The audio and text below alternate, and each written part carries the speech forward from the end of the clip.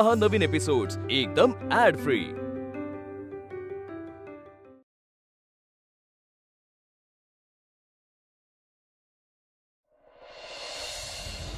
ठीक आहे, मी निघतो। ओके। आणि हो, आता लवकरात लवकर तारीख ठरवावी लागेल ना साखरपुड्याची। हा, ते आई आणि अण्णाच बोलतील। हा, ते आहेच, तेच ठरवतील।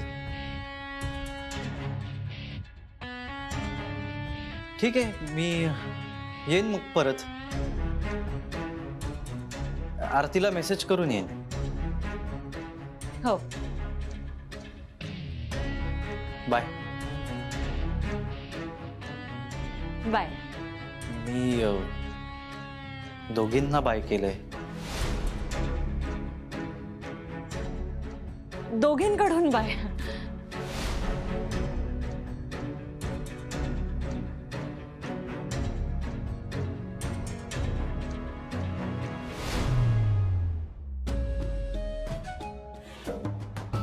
बाय।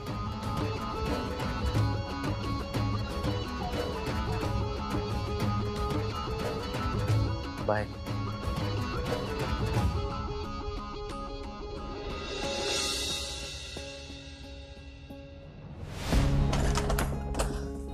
आता काय करायचं? गौतमचा नाही ग, विक्रांतला भेटायचं कसं करायचं? आधीच डोक्यात एवढा घोळ चालू असताना हे गौतम आले। मला ना काही सुचतच नाहीये काय करायचं, सगळं डोकं बधीर झालंय। जाऊ दे, आपण लवकर जाऊया, खूप उशीर झाला ऑलरेडी। एक मिनिट, आतापर्यंत विक्रांतला डिस्चार्ज मिळाला असेल, मग आपण फोन करून त्याला बाहेरच भेटायला बोलवूयात ना। तो येईल? नाही म्हणजे अजून पूर्णपणे बराच झाला नसेल तर बाहेर कसा पडेल? अगं पण दुसरं काय करू शकतो आपण? हे बघ, त्याच्या घरी गेलो आणि वेदांत तिथे असेल ना, मग तर आणखी गोंधळ घालेल। आणि मला खात्री आहे तो नक्की विक्रांत सोबतच असेल। त्यापेक्षा मग फोन करून चान्स घेऊन बघू ना। पण त्याचा फोन सुद्धा वेदांतकडेच असेल तर? शक्यता तशीच आहे। काय करूयात यार, सगळा गोंधळ उडालाय। धरलं तर चावतंय आणि सोडलं तर पळतंय असं झालंय आपण। वेदांतला कळलं असेल का की विक्रांतने हे सगळं माझ्यामुळे? नाही नाही, अजिबात नाही, मला नाही वाटत असं काही झालं असेल। हे बघ, तू टेन्शन घे। जर त्याला कळलं असतं ना तर तो आतापर्यंत आपला शोध घेत इथे आला असता, किंवा मग फोन करून आपल्याला नक्कीच जाब विचारलं असतं। नक्की ना? हो, नसेल कळलं।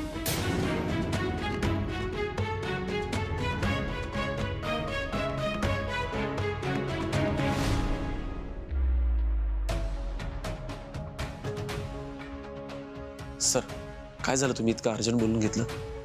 मी तुला एक नंबर पाठवलाय, त्याचा रजिस्टर ॲड्रेस हवाय मला। ठीक आहे सर, पण सर काही सिरियस मॅटर? तसंच समज। मग सर आपण पोलिसांना कळवलं असतं ना। मी ऑलरेडी बोललोय डीसीपींशी, ते तुला मदत करतील। आणि फोन कंपनीकडनं हे डिटेल्स मला 2 तासाच्या आत हवेत। ठीक आहे सर, पण सर हा नंबर नक्की कोणाचा आहे? शत्रू की प्रतिस्पर्धी? जास्त चौकशा नको आहेत, जेवढं बोललोय तेवढं कर। 2 तासाच्या आत मला ते डिटेल्स हवेत। आणि माझ्या मीटिंग्स पोस्टपोन कर, संध्याकाळी ठेव। सर मी आधीच सगळ्या मीटिंग पोस्टपोन केल्या। गुड, काबाल लाग सर। ती मुलगी कोण आहे हे मी नक्की शोधून काढणार, काढावंच लागणार। मग बघू पुढे काय करायचंय ते।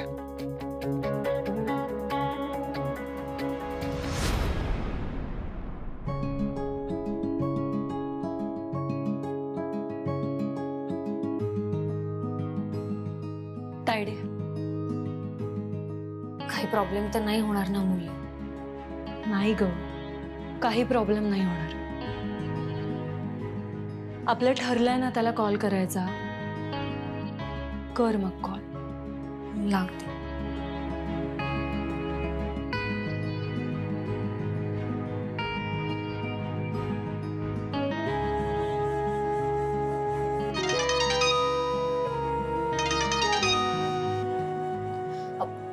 हॅलो. हॅलो.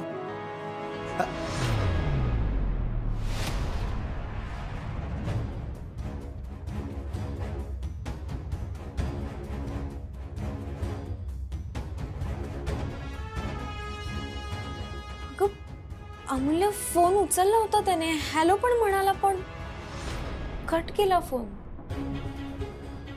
कट केला.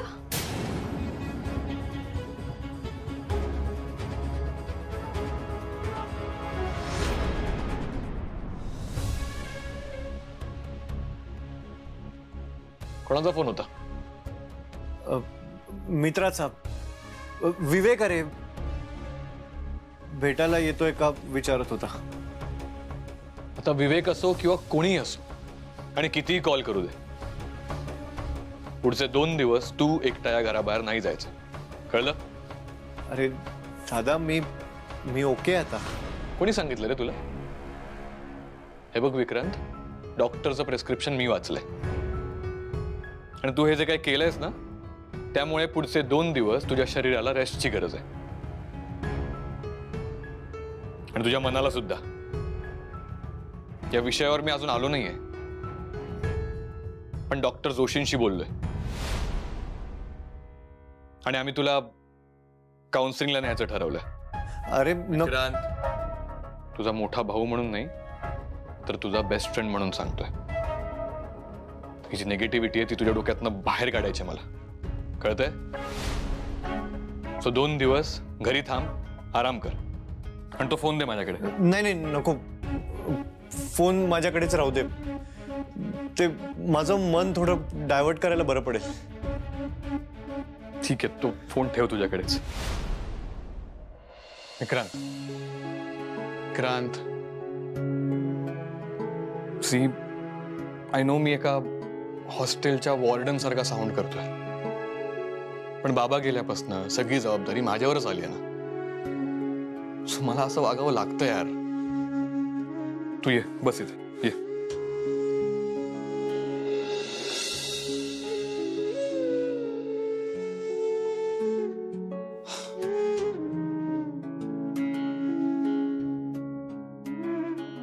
विक्रांत, माझा भाऊ जो माझा सगळ्यात जवळचा मित्र आहे आणि तो जर इतक्या टोकाच्या निर्णयापर्यंत पोहोचतोय तर हे माझं अपयश नाहीये का रे? विक्रांत, अरे तू मागितलेल्या एकाही गोष्टीला मी कधी नाही म्हणालोय का? नाही ना. मग तुला एकदाही असं नाही वाटलं की तू माझ्याशी बोलावं? वन्स. अरे मी कोणीच नाहीये का तुझा? दादा, असं नाहीये. माझ्याकडनं खूप मोठी चूक झाली. यापुढे मी असं करणार नाही. I promise. तू काय, मीच तुला असं काही करू देणार नाही. विक्रांत, अरे एका मुलीसाठी तू जीव द्यायला निघाला होतास. ही किंमत आहे तुझ्या जीवाची? हा, तू विसरलास का रे? आईने आपल्याला किती कष्टाने मोठं केलंय आणि बाबा गेले तेव्हा कंपनी का सांभाळली मी? कोणासाठी? तू, मी, आद्या, आपल्यासाठी, राईट? आणि तुला खरंच काहीतरी झालं असतं ना तर. विक्रांत, कोण आहे रे ती मुलगी? हा, कुठे राहते? काय नाव काय तिचं? दादा, या सगळ्यात तिची काहीच चूक नाहीये. हे बघ, तिने मला स्पष्टपणे सांगितलं होतं की तिचं लग्न ठरलंय. मीच मूर्खपणा केला आणि तिच्या प्रेमात पडलो. दादा, सगळीकडे मला तीच दिसत होती रे. तिने खूप प्रयत्न केला तिच्या परीने मला समजवायचा, पण यार कसं सांगू मी तुला?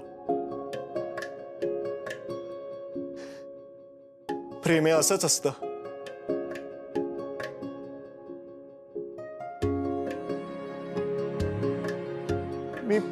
मी खूप फ्रस्ट्रेट झालो होतो, खूप डिप्रेस झालो होतो. मला कळत नव्हतं मी तिच्याशिवाय कसा जगू शकेन. आणि त्यामुळे माझ्याकडनं ही चूक झाली. कोण आहे ती मुलगी आणि कुठे राहते? दादा प्लीज, मी तुला तिचं नाव नाही सांगणार आणि तू तिचा शोधही घेऊ नकोस. तिला खूप वाईट वाटेल रे, खूप त्रास होईल. तिला त्रास होतोय? अरे मला त्रास होतोय, तुला त्रास होतोय, त्याचं काय? आणि विक्रांत, हे प्रेम असं असतं, प्रेम तसं असतं, हे लेक्चर तू मला देऊ नकोस. आणि काय, तुला लग्न करायचंय ना? ठीक आहे, आम्ही तुझं लग्न योग्य अशा मुलीशी लावून देतो. ओके? दादा तसं नाहीये रे. मी लग्नासाठी डेस्परेट नाहीये. प्रेमात पडल्यावर हे होतं असं. ते तसं सांगू नाही शकत. ते एक्सपिरियन्स करावं लागतं. नाही समजू शकत मी तुला. नको समजावूस मग.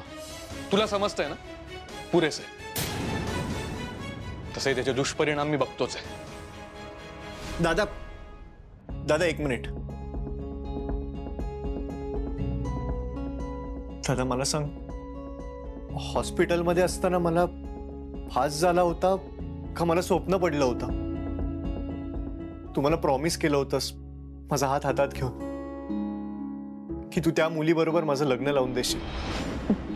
तुला त्या मुलीशी लग्न करायचंय ना? ठीक आहे, चालेल, आपण त्या मुलीशी तुझं लग्न लावून देऊ.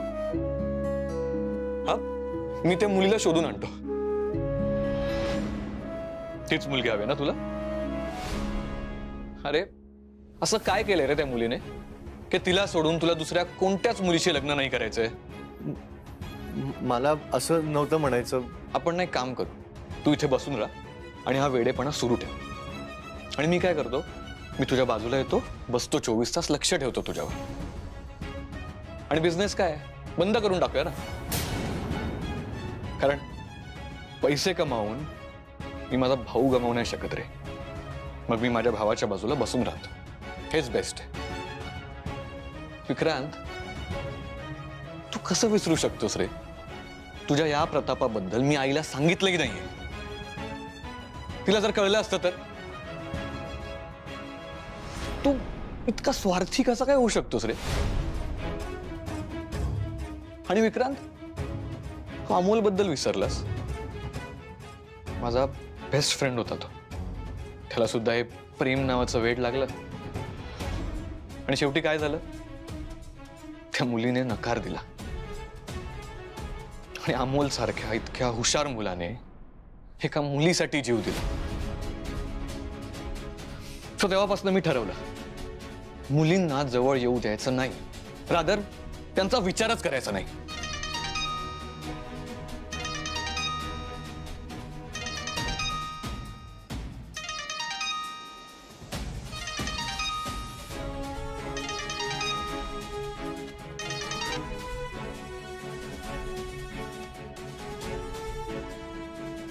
Vikrant,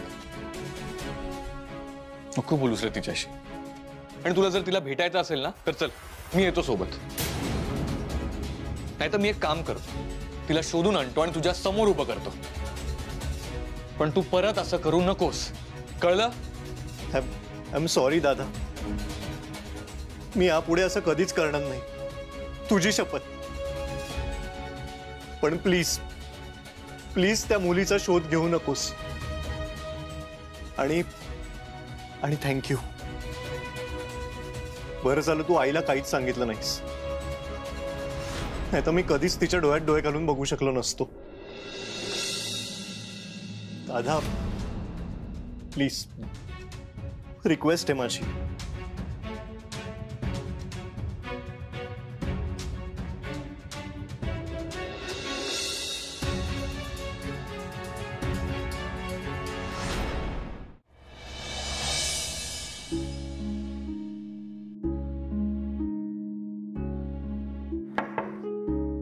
Come in.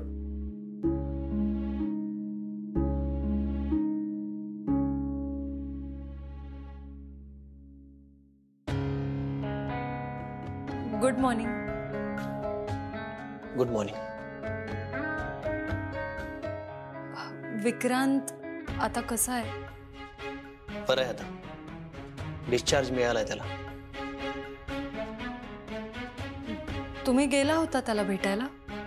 हो, आम्ही गेलो होतो सकाळी भेटायला त्याला.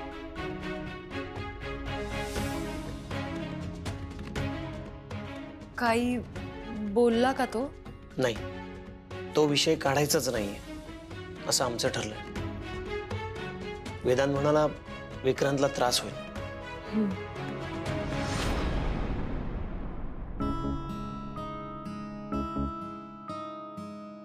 बरं ऐका मुल्या, आता काही दिवस सगळी जबाबदारी तुझ्यावर येणार आहे. मी नागपूर बाहेर असेल. आधी मी साऊथला जाणार आहे. तिथल्या काही डिझायनर्स सोबत मीटिंग्स आहे आणि R&D करायची आहे. त्यानंतर महाराष्ट्रभर फिरायचं आहे. पारंपरिक डिझाईन्स बद्दल जरा माहिती गोळा करायची. सो इथल्या सगळ्या कामांची जबाबदारी तुम्हा दोघींवर आहे.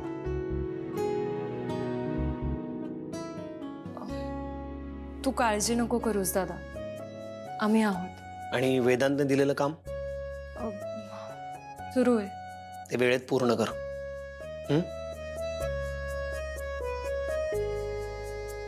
आणि तो जरा डिस्टर्ब्ड आहे, सो जरा सांभाळून वा. बरं ठीक आहे, तू तुझ्या कामाला सुरुवात कर.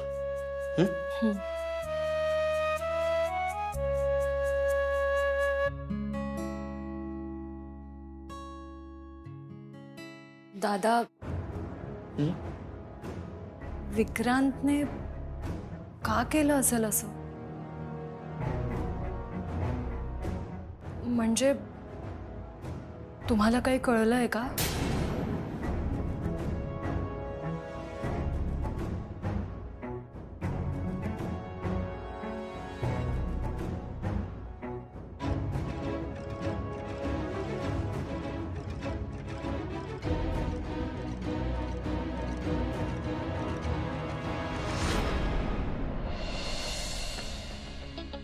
सर खूप कठीण काम होतं, पण फायनली मिळाले कॉल रेकॉर्ड्स. हे बघा.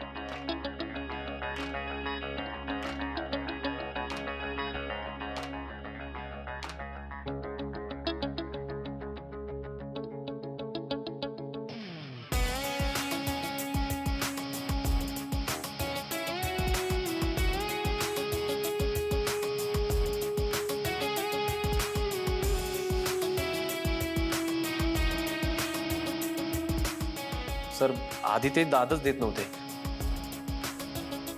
जेव्हा सांगितलं की तुम्ही DCP साहेबांचे फ्रेंड आहात, त्यानंतर मग त्यांनी पटापट पेपर्स दिले. आणि सॉरी सर. एक मिनिट. हा सर. आजच्या सगळ्या मीटिंग्स कॅन्सल कर. अहो पण सर आज तर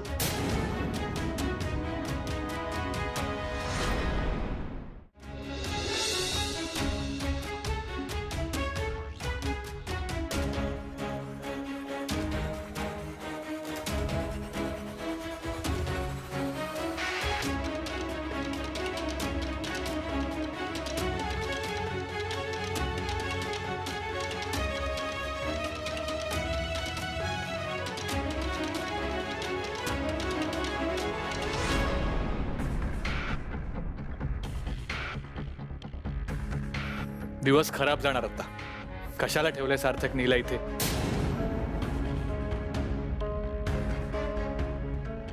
गुड मॉर्निंग.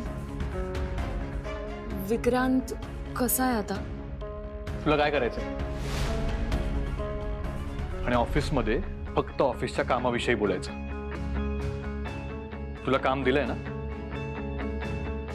त्याच्याकडे लक्ष दे. आणि डेडलाईन विसरू नकोस. आणि एक गोष्ट लक्षात ठेव,